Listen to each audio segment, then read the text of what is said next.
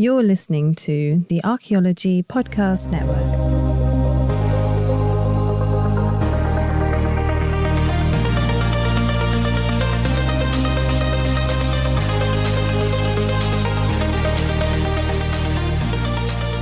Welcome everyone to episode 15, and today we're diving into the mind of one of history's most fascinating rulers, Cleopatra VII, or the last pharaoh of Egypt. Most people know Cleopatra as a seductress, the woman who captured the hearts of Julius Caesar and Mark Antony. But that's just the surface level version of her story. Cleopatra wasn't just a queen, she was a strategist, a linguist, a scientist, a master of political theatre, and one of the most resourceful leaders of the ancient world. Today, we're going to explore Cleopatra from a different angle. Could her extraordinary ability to navigate politics, adapt to impossible challenges, and command the attention of some of the most powerful men in the world be linked to traits we'd recognise today as neurodivergence? Well, to help us explore the possibility that Cleopatra was neurodivergent, we are once again lucky enough to have the fabulous psychotherapist and ADHD specialist, Kathy Charlton. Kathy, welcome back. Hello, thanks for having me back again. No, it was a pleasure. Yeah, let's jump into it. Was Cleopatra a political genius or a neurodivergent powerhouse, or both? Let's find out. We've all heard of Cleopatra, and we've been presented invariably with a defiant, beautiful seductress, but today we're going to explore Cleopatra from a different angle. Could her extraordinary ability to navigate politics and adapt to impossible challenges and command the attention of some of the most powerful men in history be linked to traits that we recognise today as neurodivergence? If we think about it, Cleopatra learned multiple languages as a teenager, possibly as many as 9. So she didn't just speak Greek and Egyptian. She could hold conversations in Latin, Aramaic, Hebrew, even some African and Persian dialects. And I think that kind of linguistic ability suggests a brain wired for pattern recognition and rapid learning and intense focus when something is truly captivating. I don't know, Kathy, what do you think about that straight away with the 9 languages? I know she was elite and she was educated in ways that most of us would never get, but even so, 9's pretty heavy, isn't it? Yeah, I mean, I was thinking about that actually, and I must confess, I don't know the link between languages and neurodiversity, or divergence, I should say, at all. It's not something I've necessarily come across. Although I have come across people, if you think about in a survival situation, when I've been traveling, I've met people who speak amazingly so many different languages, and it's linked to being able to, or needing to survive. So they had to speak the languages of the visiting kind of tourists or travelers to do that. I suppose what you can look at is, yes, it could be the hyperfocus, if that, or pattern seeking. But even sometimes if it's that need to communicate, and I often find that is something very potentially ADHD, where you just need to be in conversation with people and communicating, and you're driven to reach out to people. So that might have been potentially the drive. Yeah, I think whether neurodivergent or not, communication is a leader, especially in the situation that Cleopatra was in. Yeah, would have been a massive bonus. If not the language, let's perhaps look at adaptability. Cleopatra grew up in probably a very ruthless world in the Ptolemaic courts, where betrayal was practically a family tradition. Most rulers in her position would have been overwhelmed by the chaos, but Cleopatra seemed to thrive in it. Every setback became an opportunity. She was constantly reinventing herself, shifting her strategies, and outmaneuvering rivals who underestimated her. Kathy, that sort of high-level adaptability, does that remind you of anything we see in neurodivergent people today? Yeah, often having to think on your feet, and really, again, it's about survival, isn't it? So I suppose, again, it does actually link to that communication and having to be able to communicate, to keep ourselves safe, to keep dodging the bullets, so to speak, and thinking on our feet. I suppose one of the things, that's what I observe, it's an anecdotal situations, is about survival. And it's that response and fast response and learning and manoeuvring all the time. And I suppose survival is very much, it's an immediate thing, isn't it? And so very much can fit into what would be a neurodivergent way of being in the world. So yeah, so it's very possible. Yeah, I personally see it when you talk about the superpower of ADHD, for example, in a high pressure situation like that, the fast brain and thinking on different levels and thinking outside the box and being adaptable is a huge advantage. But yeah, I suppose that's the thing with Cleopatra. What she was dealing with was she was obviously the Ptolemaics had been there since Alexander took over, and so she's not the older dynasties, but she was the pharaoh of Egypt, and it must have looked to all the world that was the end of Egypt anyway, with the state of the infighting in the family and the problems they got there, and then Rome knocking on the door. It was a hell of a challenge to face up with it.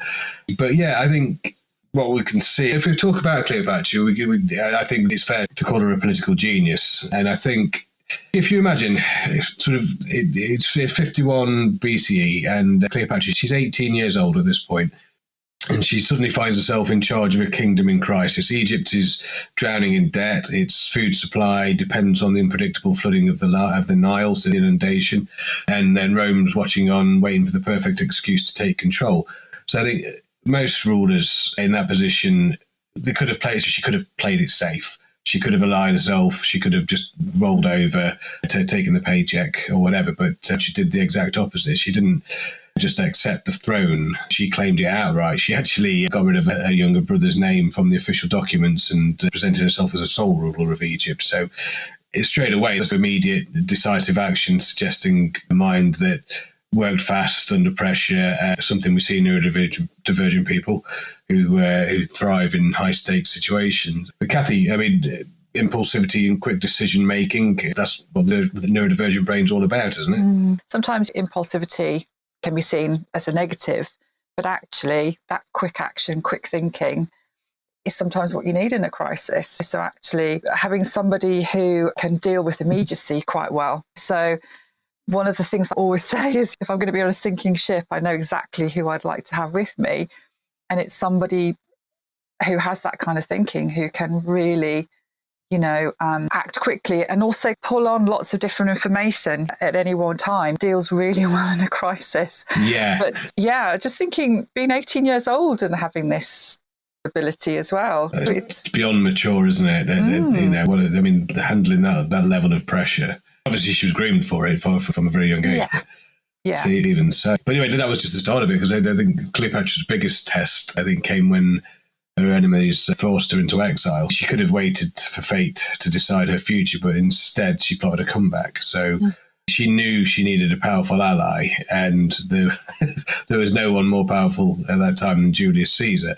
Cleopatra, she engineered one of the most legendary political entrances in history. So she didn't just walk into Caesar's court, because I think, in all honesty, she would have been handed over to her enemies. She certainly didn't know what would happen. So she trusted her instincts, and she got her servants to smuggle her into Julius Caesar's chambers, wrapped up inside a rug. So I think we're all familiar with this story. But to talk about dramatic and risky and completely unforgettable, could you imagine Julius Caesar's face? He's in his chambers, and now pops the Pharaoh of Egypt. Crikey. That's bold, it's theatrical, and I'm going to say completely outside the box. Does that sound like the kind of problem solving we see in neurodivergent thinkers, Kathy? Yeah, and I do wonder how much she thought it through as well, whether it was a big idea without much detail. I'm just wondering if it was that kind of grand entrance, stage grabbing, very bold and daring. But I'm just wondering how comfortable it would have been being lugged around in a carpet and rolled out, whether, again, she just had to go with it or roll with it, so to speak, and literally jump. It's like peering out of a cake, isn't it? And I think it is, and I think it flips the situation around as well, because if that moment from her point of view at the time, she'd been betrayed and she was buggered. She was in a dodgy situation, but she didn't just act as though it was a moment of survival. She turned it into a performance and a strategy and social engineering. She understood that on a very high level there, and that she didn't just react to a situation. She sort of carved it into something different to suit her, to flip the table over. I know it was high stakes what was happening here, but just the fun element. Yeah. Rolling out of a carpet and ta-da. It's genius, isn't it?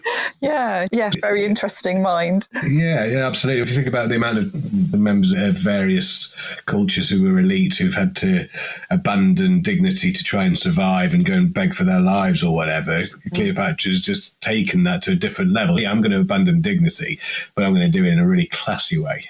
But the carpet was really expensive as well. But yeah, let's try another trait then. Let's look at Cleopatra's ability to hyperfocus. Obviously, she wasn't just a political leader. She was also a scholar. She studied medicine, wrote treatises on toxicology, and had a deep understanding of astronomy. That's not something most rulers did at the time. She wasn't just gathering knowledge. She was obsessed with mastering it, that kind of intellectual intensity, the need to know everything about a subject. I think it's something many neurodivergent people can relate to. Kathy, what do we know about hyperfixation and how it plays into sort of intelligence and ambition? Yeah, it does keep you searching, doesn't it? That kind of hyperfocus and fixing on something. It's you almost have to forget about everything else. And I suppose the downside is often when people forget to eat and sleep and look after themselves and cleaning. I would imagine she had plenty of servants to do that for her anyway, so she probably wouldn't have had to think about this. But I'm just also wondering about how it can sometimes it highlights potentially the difference between what learning was like back then for somebody like Cleopatra or anybody else that we've spoken about in the past, that actually the focus was on what that student wanted to learn.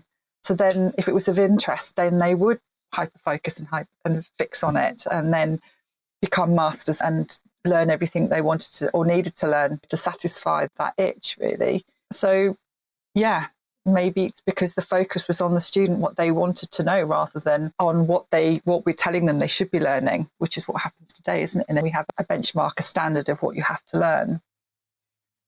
Yeah, well, you're supposed to anyway. I came out of school pretty light in the pockets. I didn't do very well in the education system, to be honest with you. Obviously, when I found archaeology, I did. But even again, I struggled with reading and focusing on the areas that I wasn't too interested in. But in all honesty, in the lectures and with the essays and stuff that I was interested in, it was easy peasy. I needed more. I didn't have enough time because I wanted to know more. Yeah. So I wasn't getting all the answers. Yeah. We're just going to have a very quick break and then we'll come back and look at some more aspects of Cleopatra. Okay, so let's have a look at Cleopatra's ability to role play and adapt. So when she aligned herself with Mark Antony, she reinvented herself again. So if you even know the story, or the history of it, how she went from Julius Caesar, was in Rome, and Julius Caesar was assassinated, and Cleopatra ended up with Mark Antony. But again, I think she studied his personality, his interests, and his culture. So she didn't just impress Mark Antony, she became the ideal partner for him, so shifting her public image to match what that moment required. And the ability to mask and perform and intuitively read people is something that stands out when we're looking at her story through a neurodivergent lens. Kathy, what does this sound? Does it sound like social masking? And if so, what does that tell us about how Cleopatra operated? Yeah. When it comes to social masking, often we think about, don't we, people who are trying to fit in. And so they hide a lot of who they really are, their authentic traits. And often that can cause a lot of kind of tension and anxiety with somebody who, is not quite fitting what they think is the social norm. But it sounds like, I suppose this is maybe partly to do with her level of who she was in society. She wouldn't necessarily need to mask to fit in, because then a lot of people around her were probably trying to fit in with her and her kind of court or whatever was going on. I suppose this is where it can be turned on its head and used as a superpower, which is to really observe and understand other people and how they behave and what they are interested in, what they like. Maybe it's using that chameleon-like ability for a particular purpose rather than masking to hide who you really are, to try and fit into society, but more kind of to fit in so you survive, but with a new leader, a new ruler. Yeah, and absolutely. To think about how Cleopatra's had to adapt to survive, and her natural drive to push on and thrive is remarkable, really. And I do wonder how much, because obviously history is written by the victors and we only get a certain amount, and what we do get is propaganda to exaggerated or played down or whatever. It's not never going to be 100% reliable, but you never get, with all these characters that we're going to talk about on the podcast, some that we already have done, we have to remember this. And you made the point there, Kathy, about masking. We're only seeing what they let us see, or what they see. Like, it's a really tricky thing to pick out neurodivergent traits in people firsthand. You almost have to look at what happened and then try and understand why they were acting in that way. And then you can also try and pick out, was that an easy answer, or was it a complicated answer? Was it a normal behaviour, or was it a neurodivergent response? You can pick out threads. I think with Cleopatra, like you say, she's going from place to place, or situation to situation, I should say, try and adapt and survive and keep her country alive, keep herself alive, keep everything in her world alive, and allying herself with powerful, ambitious men from an imperial war machine. And not just that, if you look at who those guys were, she wasn't messing around with some half-baked Roman soldiers. These guys were at the top of the whole thing. They had, I know obviously Mark Antony and Julius Caesar were both elite people anyway, but they had, even so, they'd gone through the military and they'd conquered literally conquered peoples in Gaul and places, and they'd gone on to take over and rule the Roman Empire. Their personalities, meeting someone like Cleopatra. But having to be chameleon-like, but I just think one of the interesting things you pick up is about intuitively reading people, and her very upbringing had to have her really work out very quickly, how people were feeling and behaving and what was happening, and to respond to that very quickly as well. So one of the things that we come across quite a lot with neurodivergent brains, or at least kind of people, I should say, rather than brains, I deal with people, is that sometimes that kind of heightened sensitivity can also be a fantastic skill. We have a lot of people who end up in the caring and, counselling professions even, who, because they really can read the slightest change or atmospheric, whatever it is, there's this kind of way of tapping into what people are thinking and feeling. But often that's come from a lifetime of having to survive, so they don't feel like they have. So we're going back to rejection sensitivity, that if you are not careful of looking after yourself and how you feel, you can quite easily be full foul of feeling rejected by other people's kind of behaviours or moods. And so you learn to read that quite quickly. And so potentially this is something that she could have to her fingertips, that she could use, because this was another survival situation, as you were saying. Everything you read about this kind of era, and even today, it's the survival of the fittest, isn't it? Yeah. As soon as you're a member of some kind of royal court or household or dynasty, somebody wants to kill you, somebody wants to replace you, somebody wants to marry you off. Yeah. It sounds horrible. I don't think I'd want anything to do with that. But yeah, I think if we run down what we've picked out from Cleopatra, we can see, whether neurodivergent or not, she's incredibly adaptable and able to shift strategies instantly when she needs to. She can be deeply focused and obsessive, pursuing knowledge with a high level of intensity that suggests hyperfixation. And she's brilliant at social dynamics, mastering performance, masking, and psychological influence. Cleopatra wasn't just surviving, because that was her lot. That was her environment was like a Hunger Games environment. You've got, don't relax, you're going to have to act if you're going to survive. So she took that and I think played the game on a different level. I think whether or not she was neurodivergent, one thing is clear, her mind worked differently. And that's exactly what made her legendary. It wasn't what the Romans would have written about her anyway in passing, no matter how influential she was. She would have had a footnote, oh yeah, there was Cleopatra and we took over, great. But they didn't. She wrote herself into the story there, didn't she? But I suppose, again, just little things, just to add in to what you were saying about being focused and obsessed or hyperfixed on particular subject areas that she found fascinating. Special interests. Yeah, special interests. I wonder how much that was also a way of stepping out of how difficult society was. So you could almost escapism. The books, absolutely.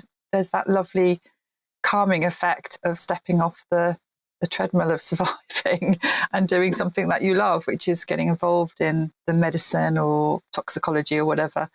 Although I would imagine it was quite handy knowing about medicine and toxicology. yeah. I don't know how many times somebody tried to poison her or assassinate her in some way. Yeah. Well, yeah. So, I think for Cleopatra, what I've really enjoyed this particular time we've talked is more of a sense of the person she actually is, rather than just the stories around, just getting an idea of how she might have been thinking. But one of the things that I've heard recently from somebody who is neurodivergent is just how their brain works. And it was fascinating to listen to them, and how when it's all busy and lots of things are going on and how it's happening so fast, they actually quite enjoy the fact that they've got such a wonderful suite of information. So rather than just seeing in a linear way a problem and dealing with that, their brain is more like a spider diagram where it's going off in so many different directions that there's a lot more available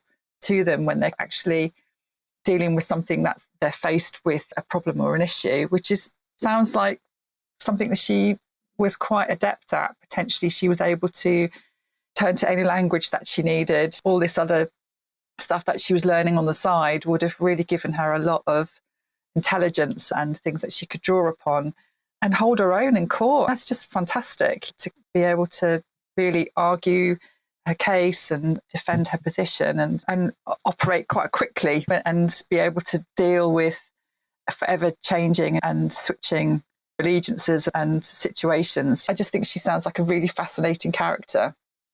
Absolutely. In awe of. Yeah, no, definitely. What a character. But yeah, I think on a scale of 1 to neurodivergent, Kathy, how are you voting with Cleopatra? Personally, I think it's because she was a woman. She was great anyway. Obviously. Yeah, I would say she's really up there, isn't she? Potentially. I'm seeing neurodivergent traits. I haven't seen recklessness, obviously risk taking and impulsivity, but I think she was so acute with sort of politics and society that she could navigate that effortlessly anyway. So we don't see she was falling out. Obviously, she took her opportunity. She got rid of her brother to take the throne, and she allied with the most powerful man in the world, and then the second most powerful man in the world, and ran out of room eventually. But I think there's a lot in there, a lot of neurodivergent traits at least. So I would like to think.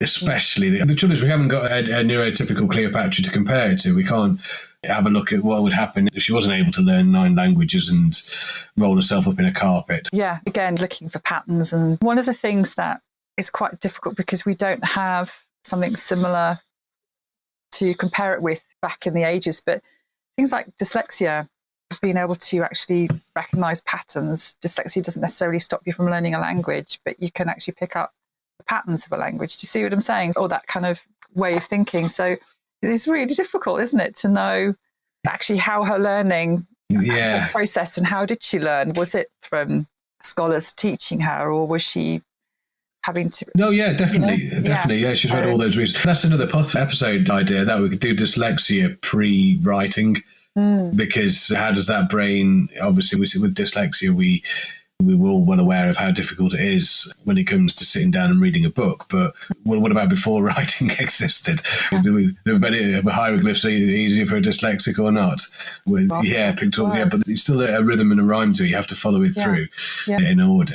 And I think that'd be a good proper episode idea. But I'm afraid we are out of time for today. I think, I really enjoyed this, Kathy, but I do feel like we need more of the history of Cleopatra in this. There wasn't enough detail, was there? We focused on the neurodivergent traits we could see rather than listening to what her actual story was. So I think we could probably look at doing another one, bringing her in. I think we should bring Cleopatra back again. I think I want to talk more about it. I want more. My neurodivergent brain's working there. Can you hear it? I need more detail. There's more to it than this. Yes. Kathy, thanks so much for joining us again. Thanks for all your help. Thank you. Okay, and thanks everyone for listening. And if you'd like to get in touch via email or Instagram, just look at the ADHD BC podcast on there. But thanks very much, guys, and see you soon. Bye-bye.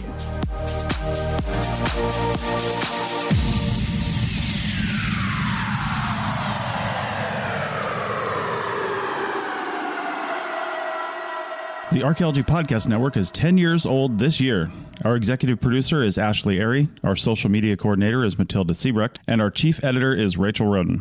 The Archaeology Podcast Network was co-founded by Chris Webster and Tristan Boyle in 2014 and is part of Cultura Media and DigTech LLC. This has been a presentation of the Archaeology Podcast Network. Visit us on the web for show notes and other podcasts at www.archpodnet.com. Contact us at chris@archaeologypodcastnetwork.com.